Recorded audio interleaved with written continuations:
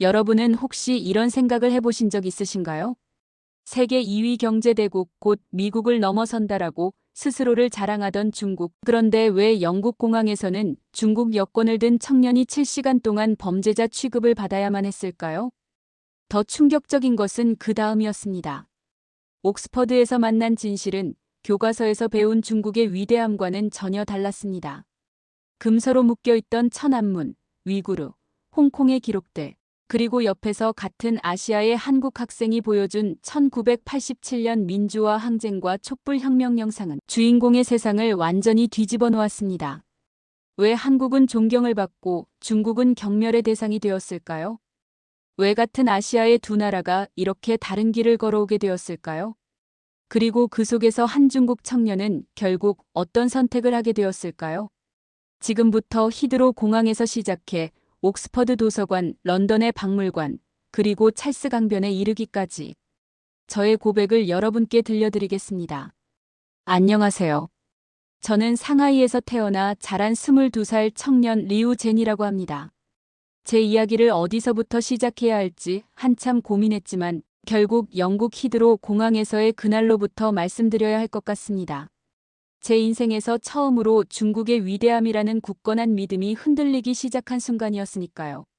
작년 가을, 저는 중국 교육부 장학금을 받고 세계적인 명문, 옥스퍼드 대학교 교환학생으로 선발되었습니다.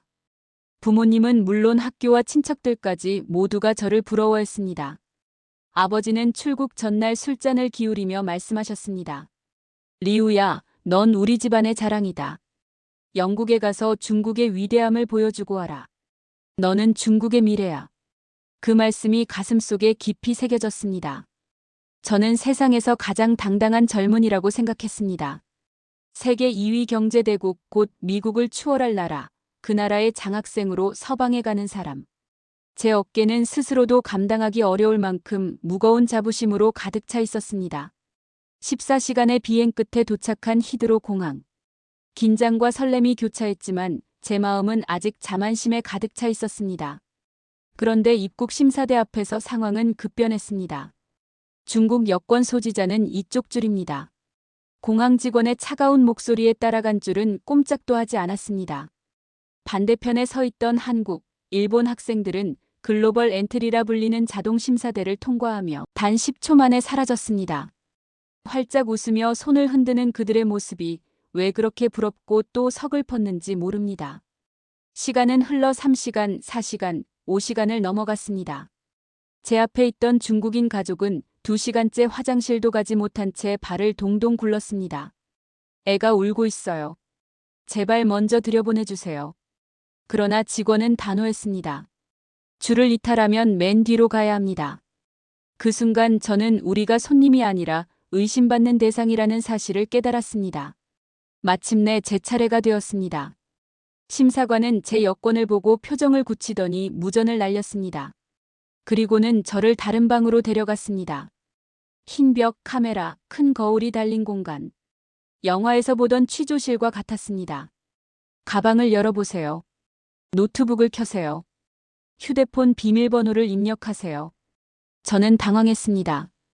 개인자료인데요. 라고 항변했지만 돌아온 대답은 냉혹했습니다. 중국 학생들이 기술을 훔치러 오는 걸 모른다고 생각합니까? 특히 칭화대 출신들은 위험합니다. 순간 제 귀를 의심했습니다. 제가 다니던 학교가 스파이 양성소라니요? 그들은 제 연구자료, 사진, 심지어 어머니와 나눈 메시지까지 샅샅이 뒤졌습니다. 공산주의 청년단 이력이 있군요. 그건 대학생이면 자동가입이에요. 자동이든 자발이든 중요한 건 연결입니다. 그들은 7시간 동안 같은 질문을 반복했습니다. 왜 영국에 왔습니까? 졸업 후 계획은 무엇입니까? 중국 정부와의 관계는? 저는 범죄자가 아닌데 범죄자 취급을 받았습니다. 마침내 입국 도장이 찍혔지만 마지막 경고가 귓가를 떠나지 않았습니다. 6개월마다 비자 갱신을 받아야 합니다. 우리는 당신을 지켜볼 겁니다. 모든 중국인은 잠재적 위협이니까요. 공항을 나와 택시를 타고 런던 시내를 지나는 동안 반짝이는 야경은 전혀 아름답게 다가오지 않았습니다. 기사님이 무심히 물었습니다. 중국인이시죠? 그래서 이렇게 늦게 나오신 거군요. 요즘 중국 여권 가진 분들은 다 그래요. 그는 별뜻 없이 말했지만 제 가슴은 찢어졌습니다. 기숙사에 도착해 휴대폰을 켜니 아버지의 메시지가 와 있었습니다. 잘 도착했니? 영국인들에게 중국의 위대함을 보여주렴. 저는 차마 사실을 말할 수 없어 네, 잘 도착했어요. 라는 짧은 답만 보냈습니다. 하지만 제 마음속에는 의문이 떠올랐습니다. 우리는 정말 세계 최강국일까? 아니면 그렇게 세뇌당한 것뿐일까? 히드로에서의 7시간, 그것이 제 인생의 새로운 시작이자 첫 균열이었습니다. 옥스퍼드에서의 첫 수업은 제 자존심을 다시 한번 시험대에 올려놓았습니다. 국제정치학 세미나 시간이었는데 교수님이 강의를 하다가 갑자기 저를 지목했습니다. 리우, 중국은 세계 2위 경제대국이지만 여전히 신뢰받지 못하고 있습니다. 중국인으로서 그 이유가 무엇이라고 생각합니까? 순간 숨이 턱 막혔습니다. 제가 늘 배워온 답변이 머릿속을 맴돌았습니다. 우리는 5천년 문명을 가진 나라이고 강한 리더십 덕분에 질서를 유지하며 발전했습니다. 하지만 그렇게 말하는 순간 옆자리의 영국 학생들이 서로 눈짓을 주고받으며 킥킥 웃었습니다. 또 그 얘기야 5천년. 그들의 비웃음은 제 얼굴을 화끈 달아오르게 만들었습니다. 교수님은 덤덤하게 말을 이어갔습니다. 흥미롭군요. 하지만 그 강한 리더십이 개인의 자유와 창의성을 억누른다는 사실은 어떻게 설명하시겠습니까? 저는 더 이상 아무 말도 할 수 없었습니다. 수업이 끝난 뒤 저는 곧장 도서관으로 향했습니다. 옥스퍼드의 도서관은 거대한 미로 같았습니다. 책장이 숲처럼 이어졌고 수백만 권의 책이 가지런히 꽂혀 있었습니다. 그곳에서 저는 평생 처음으로 금서를 접했습니다. 천안문 1989, 위구르 인권 보고서, 홍콩 민주화 운동 기록. 책 속에는 제가 태어나기 전 벌어진 참혹한 진실들이 가득했습니다. 광장에서 무릎 꿇은 학생들, 탱크에 깔린 청년, 실종된 시위대의 이름들, 강제 수용소의 설계도와 위성사진까지. 저는 처음엔 손사래를 쳤습니다. 이건 서방의 조작일 거야. 우리에게 불리하게 꾸며낸 거야. 그러나 페이지를 넘길수록 사진과 증언, 국제기구의 보고서가 이어지자 더는 부정할 수 없었습니다. 손이 떨렸습니다. 바로 그때 누군가 제 옆에 섰습니다. 처음 보나요? 올려다보니 한국에서 온 유학생 수연이었습니다. 그녀는 차분한 미소를 지으며 말을 이어갔습니다. 저도 한국에서 이런 책은 대학에 와서야 읽을 수 있었어요. 우리도 과거에는 독재가 있었으니까요. 하지만 결국 바꿔냈습니다. 그녀는 제게 한 권의 책을 건네주었습니다. 1987년 6월 민주항쟁. 책장을 넘기자 수만 명의 한국 시민과 학생들이 거리로 뛰쳐나온 모습이 눈에 들어왔습니다. 최루탄을 맞고도 쓰러지지 않는 사람들, 손을 맞잡고 노래를 부르며 독재 정권에 맞서는 장면. 그리고 결국 대통령이 물러나고 민주주의를 얻어낸 기록이 적혀 있었습니다. 저는 숨이 막혔습니다. 같은 아시아, 같은 군부 독재의 경험을 가졌던 한국은 자유를 얻어냈는데 우리는 탱크에 짓밟혔습니다. 그 차이가 제 가슴을 후벼 팠습니다. 며칠 뒤 옥스퍼드 시내에서 열린 국제학생 모임에 참석했습니다. 사회자가 농담처럼 물었습니다. 북한 학생 있나요? 아무도 손을 들지 않자 웃음이 터졌습니다. 이어서 중국 학생은요? 라는 질문이 나오자 저와 몇 명이 손을 들었습니다. 그때 독일 학생이 말했습니다. 중국은 현대판 나치예요. 위구르 수용소는 아우슈비츠와 다를 게 없죠. 일본 학생은 작게 중얼거렸습니다. 솔직히 아시아의 수치야. 같은 아시아인으로 보이기 싫을 정도. 그 말들이 비수처럼 꽂혔습니다. 같은 아시아인조차 우리를 혐오하고 있었습니다. 저는 고개를 숙였습니다. 기숙사로 돌아와 창밖을 보니 옥스퍼드의 저녁 노을이 아름답게 펼쳐져 있었습니다. 하지만 제 마음은 무겁게 가라앉아 있었습니다. 그때 수연이 라운지에서 저를 불렀습니다. 그녀는 제 눈을 똑바로 보며 말했습니다. 리우, 내가 느끼는 수치와 분노, 나도 경험했어. 우리 한국도 군부 독재 시절엔 부끄러웠어. 하지만 변화를 선택했어. 국민이 거리로 나섰고 결국 이겼지. 민주주의는 싸워서 얻어낸 거야. 그녀는 제 노트북을 켜더니 유튜브 영상을 보여주었습니다. 수백만 명의 촛불이 서울 광장을 가득 메운 장면이었습니다. 사람들은 평화롭게 대통령 퇴진을 외쳤고 결국 권력은 무너졌습니다. 2016년 우리도 또다시 독재의 그림자에 맞섰어. 하지만 우리는 평화롭게 바꿔냈어. 이게 민주주의야. 저는 화면을 바라보며 눈물이 맺혔습니다. 한국은 바뀌었는데 우리는 왜 여전히 과거에 갇혀 있는 걸까요? 그날 밤 저는 침대에 누워 깊은 고민에 빠졌습니다. 히드로에서 모욕을 당했던 기억, 도서관에서 본 금서의 진실, 그리고 한국이 걸어온 길. 모든 것이 제 안에서 뒤엉켜 있었습니다. 처음으로 저는 제 자신에게 질문했습니다. 나는 중국인인가 아니면 거짓 속에 갇힌 한 인간일 뿐인가? 옥스퍼드 생활 2달째, 저는 점점 더 혼란스러워졌습니다. 겉으로는 열심히 공부하는 평범한 유학생처럼 보였지만 제 내면은 날마다 부서지고 있었습니다. 제가 믿어왔던 중국의 자부심은 점점 무너졌고 그 빈자리를 수치와 의문이 채웠습니다. 어느 주말 학교 친구들과 런던 견학을 가게 되었습니다.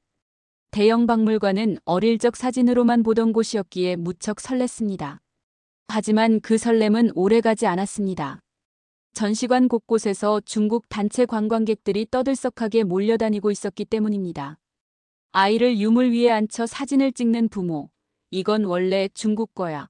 영국이 도둑질해 간 거야. 라며 고래고래 소리치는 관광객들.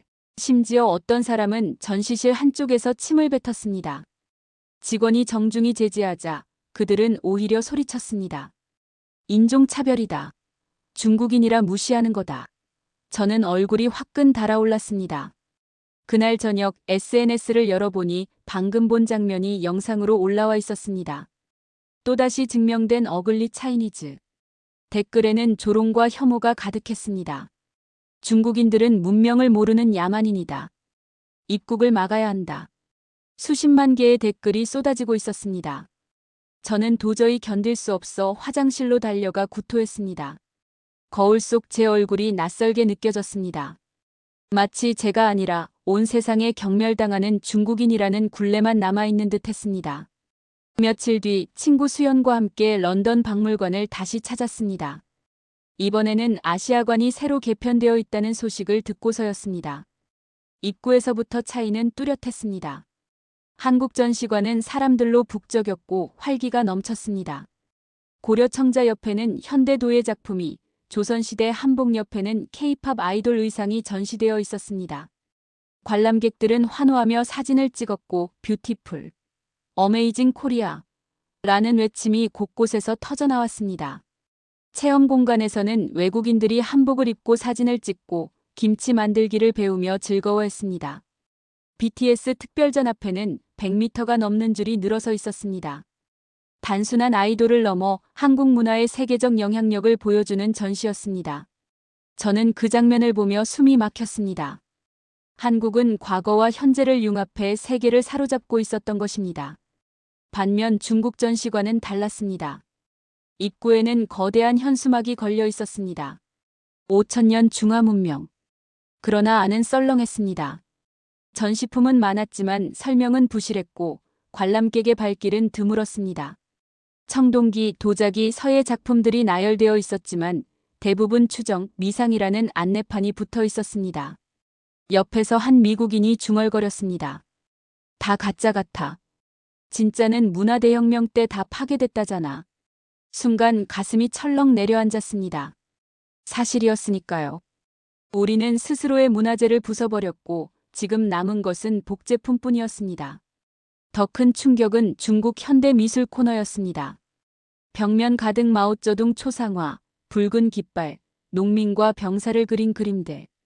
그것은 예술이 아니라 선전물이었습니다. 지나가던 큐레이터가 말했습니다. 중국의 현대 예술은 정부 검열 때문에 창의성이 죽어버렸습니다. 자유가 없으면 예술도 없습니다. 그 순간 저는 온몸이 무너져 내리는 듯 했습니다. 한국은 과거의 아픔을 딛고 민주주의와 창의성으로 세계의 박수를 받고 있는데 우리는 여전히 독재와 검열 속에서 과거에 갇혀 있었습니다. 전시를 다 보고 나오는 길 수연이 제 어깨에 손을 얹으며 말했습니다.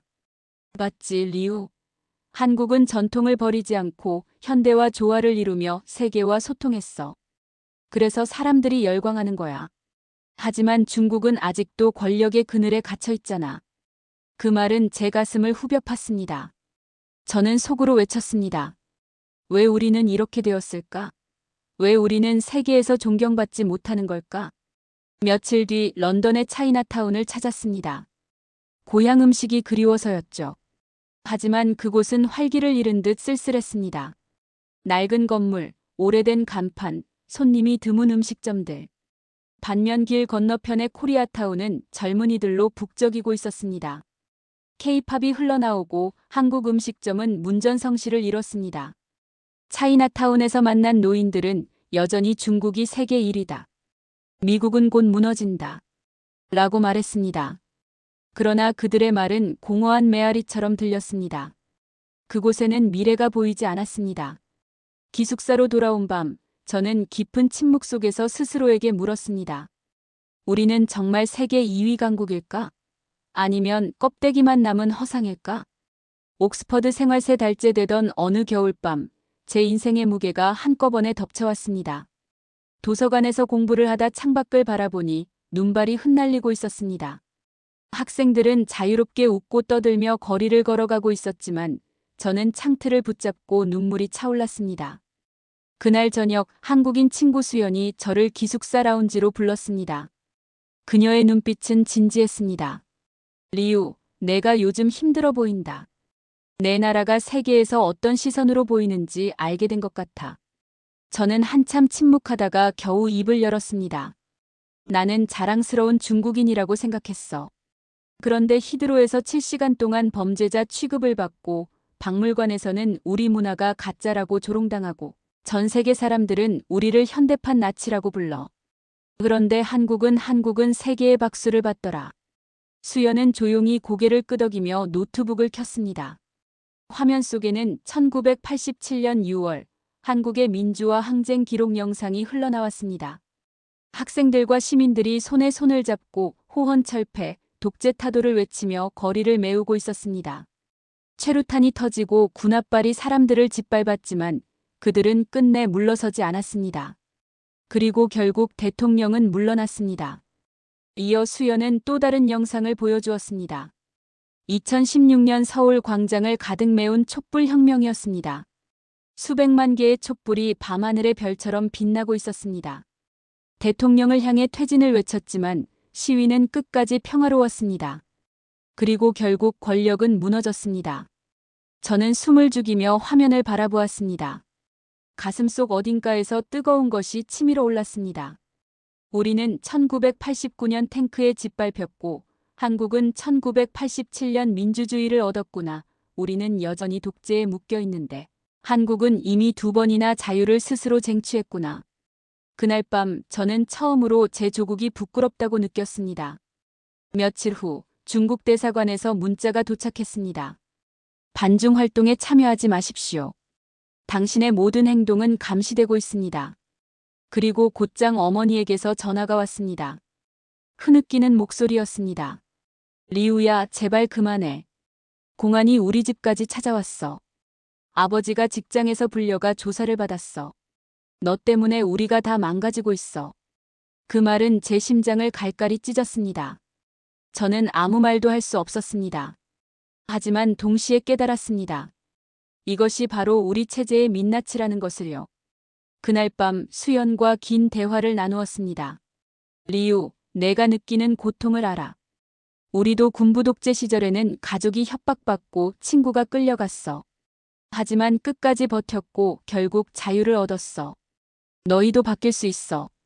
하지만 우리는 너무 거대하고 정부는 너무 강해.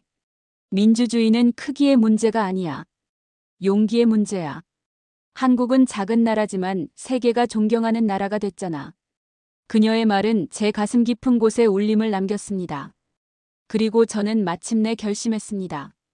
더 이상 거짓 속에 살지 않겠다고. 옥스퍼드 광장에 서서 작은 손팻말을 들었습니다. 나는 더 이상 거짓 속에 살지 않는다. 자유를 원한다. 손이 떨렸습니다. 혹시라도 중국 유학생들이 저를 보고 공격하지 않을까 두려웠습니다. 하지만 곧 누군가 다가와 엄지를 치켜 세웠습니다. 너는 용감하다. 내가 진짜 중국의 희망이다. 응원의 말이 이어졌습니다. 저는 눈물이 흘렀습니다. 물론 그 대가는 가혹했습니다. 협박 메시지가 쏟아졌습니다. 너는 배신자다. 중국에 돌아오면 감옥에 간다. 너 때문에 부모가 위험해진다. 심지어 아버지가 전화로 소리쳤습니다. 넌 더 이상 내 아들이 아니다. 우리는 너를 버렸다. 전화기를 놓은 뒤 저는 한참을 울었습니다. 하지만 마음 한편에서는 이상한 평온이 찾아왔습니다. 그래도 나는 자유롭게 선택했다. 노예가 아니라 인간으로 살기로. 며칠 뒤 저는 변호사를 찾아가 망명 신청 서류에 서명했습니다. 떨리는 손으로 펜을 잡으며 속으로 다짐했습니다. 언젠가 한국처럼 우리도 자유를 얻을 날이 올 것이다. 옥스퍼드의 겨울밤, 찰스 강변에 서서 별빛을 올려다보았습니다. 차갑게 부는 바람 속에서도 제 가슴은 뜨겁게 뛰고 있었습니다. 저는 이제 과거의 저로 돌아갈 수 없습니다. 조국과 가족을 잃더라도 진실과 자유를 향해 나아가야만 합니다. 저는 중국인입니다. 하지만 이제는 자유로운 인간이기도 합니다. 언젠가 베이징의 천안문 광장에서 한국처럼 수백만 개의 촛불이 켜지고 자유가 울려 퍼질 그날을 꿈꾸며 오늘도 제 작은 용기를 이어가고 있습니다.